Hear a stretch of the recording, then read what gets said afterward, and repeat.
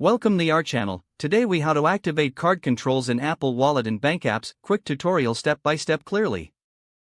To activate card controls in Apple Wallet, start by opening the Apple Wallet app on your device. Once the app is open, locate the card you want to manage. Tap on the card to view its details. Next, look for the three dots or options menu in the upper right corner. Tap on it to open the card settings. You will see options for security and spending limits. Select the option to activate card controls. Follow the prompts to set up features like transaction notifications or spending limits. Now, let's move on to bank apps. First, open your bank's mobile application. Log into your account using your credentials. Once logged in, navigate to the account or card management section. Look for options related to card controls or settings. Tap on it to view your card control preferences. You should see options to enable or disable features such as international spending or transaction alerts. Select the options you wish to activate. Confirm any changes if prompted.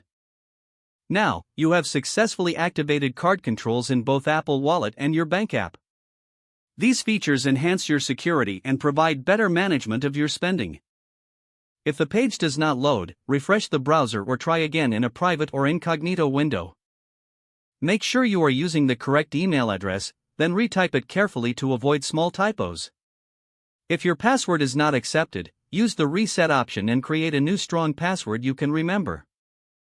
Check your spam folder for verification or security emails, then complete any requested confirmation steps. Enable two-factor authentication if available to improve account security and reduce unauthorized access risk.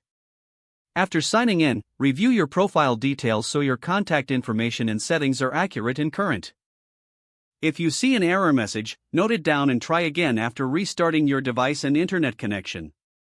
Log out when you finish, especially on shared devices, to keep your account and payment information secure. If the page does not load, refresh the browser or try again in a private or incognito window. Don't forget to like this video and subscribe to our channel for more step-by-step tech guides.